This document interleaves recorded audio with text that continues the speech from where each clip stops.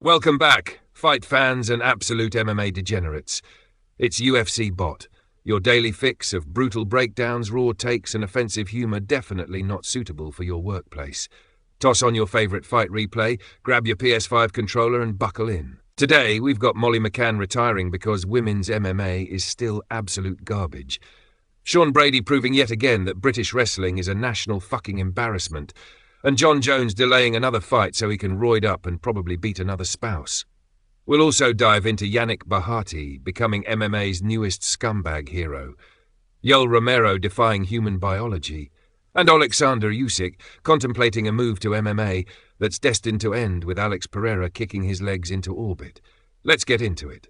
First off, Molly Mccann finally hung up the gloves after getting choked out quicker than Conor McGregor tapping to Nate Diaz. Meatball Mccann was never exactly championship material, but at least she threw bombs like a drunk girl outside a bar, providing rare entertainment in the dumpster fire known as women's MMA. She grappled worse than a blind toddler wrestling a fucking pit bull, yet somehow women's MMA will manage to suck even harder without her. Good luck, Molly. Enjoy retirement and maybe avoid any grappling tournaments. Next, Sean Brady absolutely embarrassed Leon Edwards at UFC London, submitting him in the 4th round and reminding everyone that British wrestling still sucks more than your girlfriend on Valentine's Day.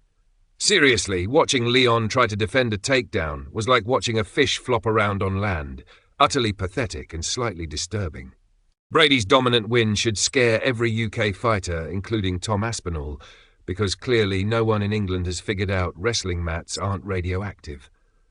Seriously, guys, learn to sprawl, you absolute dumb fucks. Speaking of Tom Aspinall, he keeps teasing the John Jones fight announcement harder than a Pornhub model teasing her OnlyFans. Jones needs another 6 months of prep, probably to cycle more steroids, practice his patented eye poke techniques, and prepare to exploit Aspinall's fragile knees. Tom's only hope? Avoid takedowns like their child support payments, jab Jones's eyes shut, and pray he lands something heavy enough to knock that cheating bastard unconscious. Honestly, another Jones wrestling snooze fest sounds fucking horrible, so let's all pray for a brutal KO from Aspinall. Ilia Topuria showed some wholesome team spirit by supporting Guram Kutateladze at UFC London. Cute move, Ilia, but please, for the love of God, stop violently knocking out everyone's favourite fighters. Every time Topuria fights, it feels like watching your childhood hero get curb-stomped. Seriously, dude, chill the fuck out. But respect for cornering your teammate, even if you're still terrifying everyone else in the division. Lona Kavanagh kept his undefeated record, despite being sliced open worse than Nate Diaz after blinking too hard. Does anyone give a fuck yet? Honestly, probably not. But keep grinding, kid. Maybe someday you'll matter enough for us to actually care. Until then, congrats on another bloody battle, literally no one requested. Yannick Bahati set a Cage Warriors record with a 4-second KO by faking a glove touch and immediately sucker-punching his opponent. Was it morally bankrupt? Fucking obviously. Was it hilarious? You bet your ass it was. MMA needs more outright villains like Bahati who pull scumbag moves just to spice things up. Good luck getting anyone to trust your glove touch ever again, you magnificent bastard. Yoel Romero, at the age of 47, knocked out Raz Hilton at Dirty Boxing 1. How the absolute fuck is Romero still doing this?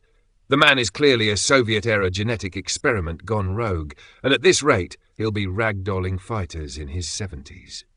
Romero is MMA's resident freak of nature. Scientists need to study him immediately because whatever he's got in his veins is definitely not legal or natural.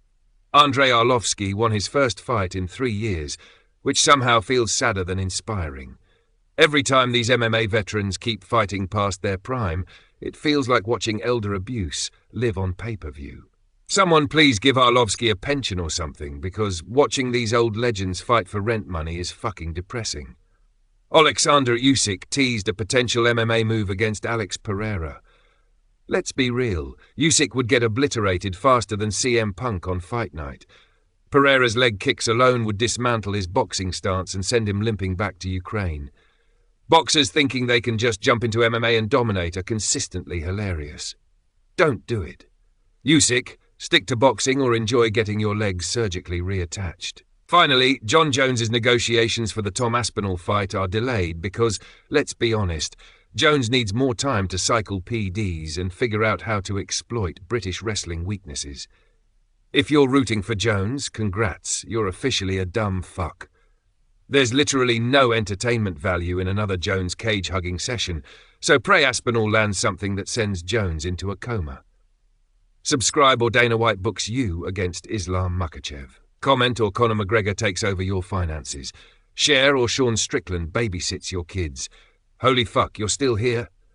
You absolute MMA psychopaths, welcome to the non-casual zone.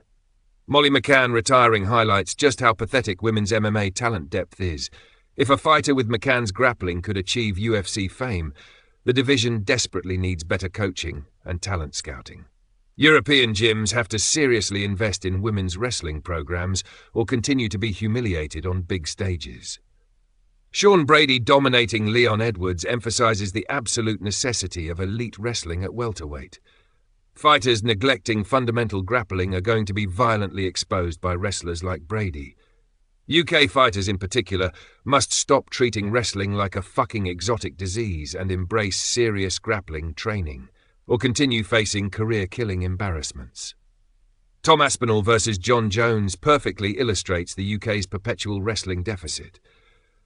Jones strategically demands additional prep time specifically to drill wrestling techniques to exploit Aspinall's vulnerable knees and questionable takedown defense. British fighters must evolve quickly or risk continued domination by grappling-focused opponents. Alexander Usyk's potential MMA move against Alex Pereira would end disastrously without significant cross-training. Usyk needs extensive grappling fundamentals and defense against leg kicks before even considering stepping into the cage. High-level boxers often underestimate MMA complexity. Usyk would likely become another tragic boxing to MMA embarrassment without immediate adjustments. Still here, you sick savages? Welcome to the Hardcore MMA Breakdown. Jones versus Aspinall demands close analysis. Jones will aggressively target Tom's previously injured knees with takedowns and kicks. Tom's path to victory involves maintaining distance with crisp boxing, lateral movement, and immediate counters to Jones' takedown attempts. Jones's requested 6-month prep period isn't accidental. It's tactical doping and wrestling practice, so Aspinall must prepare meticulously. Sean Brady's submission victory over Edwards demonstrates welterweight's shift toward grappling supremacy. Brady showcased relentless positional dominance, pressure passing and submission threats, essential skills defining modern MMA success. Fighters neglecting elite wrestling will quickly become obsolete at championship levels. Usyk, transitioning to MMA, demands extensive grappling and Muay Thai training to survive Pereira's striking.